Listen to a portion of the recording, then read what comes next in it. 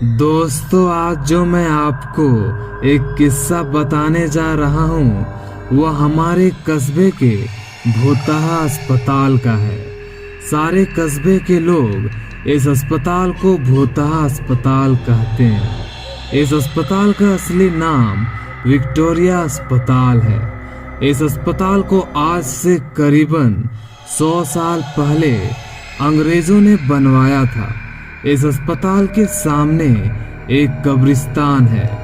मेरे दादाजी ने मुझे बताया था कि आज से 60 साल पहले इस अस्पताल में ऑपरेशन के दौरान एक लड़की की मौत हो गई थी। तब से उस लड़की की आत्मा उस अस्पताल में भटकती है। और सबसे खौफनाक बात यह है कि रात ढलते ही कोई भी इंसान उस रास्ते से नहीं गुजरता है, क्योंकि उस लड़की की आत्मा उस रास्ते से गुजरने वालों को परेशान करती है। हालांकि मैं दादाजी की बताई पुरानी भूतहा कहानियों में ज्यादा विश्वास नहीं करता था, लेकिन एक रात मैं अपने 2 दोस्तों अंकित और राजू के साथ रात में बाइक पर घूम रहे थे। तभी मेरा एक दोस्त ने मुझसे विक्टोरिया अस्पताल वाले रास्ते से चलने को कहा। हम में से कोई भी ज्यादा भूत प्रेतों पर विश्वास नहीं करते थे और हमने उस रास्ते से जाने का फैसला किया।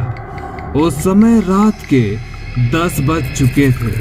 हम तीनों ने ये बात अपने परिवार वालों को नहीं बताने का वादा किया और उस रास्ते पर निकल पड़े।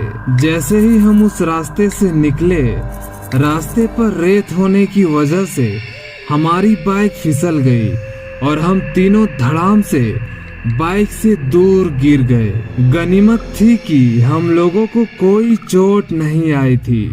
बाइक चला रहे मेरे दोस्त अंकित ने बोला कि उसका बैलेंस तो बराबर था, फिर ये बाइक कैसे फिसल गई। हालांकि वो थोड़ा डर गया था, तो मेरे दूसरे मित्र राजू ने बाइक चलाने को कहा। अब राजू बाइक चला रहा था। हम 1 किलोमीटर ही चले ही थे कि अचानक हमारी गाड़ी का टायर पंचर हो गया और गाड़ी की स्पीड तेज होने से गाड़ी इस बार फिर पिछली बार से भी दूर तक फिसलती गई। इस बार हमें कोहनियों और घुटनों पर थोड़ी चोट आई थी। अंकित फिर से बोला कि इस जगह जरूर कोई गड़बड़ है, हम लोग वापस लौट चलते हैं। लेकिन मैंने और राजू ने उसकी बात नहीं मानी और बाइक उठाकर पैदल चलना शुरू कर दिया।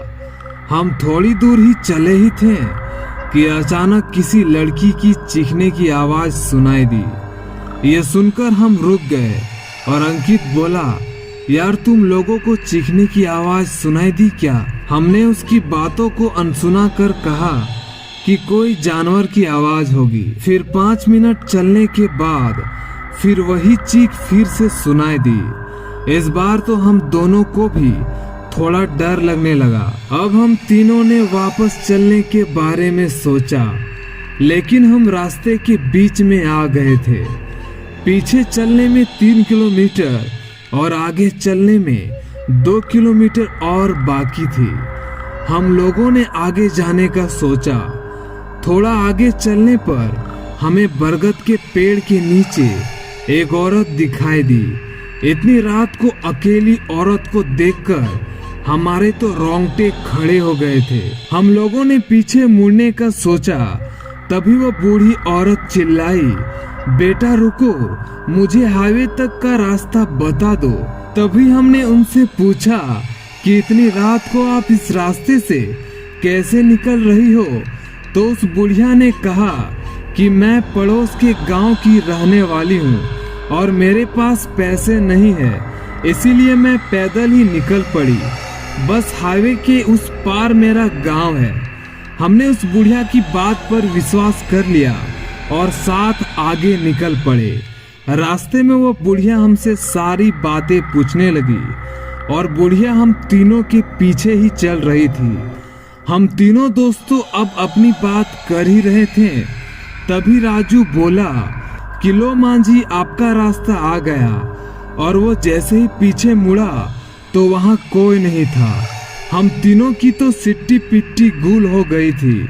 हम बाइक को धक्का मारते हुए जोर से भागने लगे।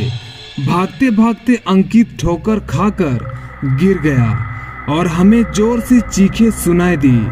हमने भी बाइक को वहीं पटक कर अंकित को साथ लेकर दौड़ने लगे और अस्पताल के पास कब्रिस्तान तक पहुंच गए। ये सब घटित होते बिल्कुल 12 बज चुकी थी। हम पसीने से तरबतर हो गए थे और कब्रिस्तान पार कर एक मंदिर में रुक गए, क्योंकि अगर बिना बाइक के घर जाते तो घर वालों से जूते पड़ते। इसीलिए उस रात मंदिर में ही रुक गए और सुबह होते ही बाइक लेकर अपने अपने घर आ गए और घर वालों से दोस्त के यहाँ रुकने का बहाना बना दिया। उस रात के बाद से हम उस रास्ते से कभी नहीं गए। मुझे आज भी सपनों में वह भूतिया बुढ़िया और चीखने की आवाजें सुनाई देती है।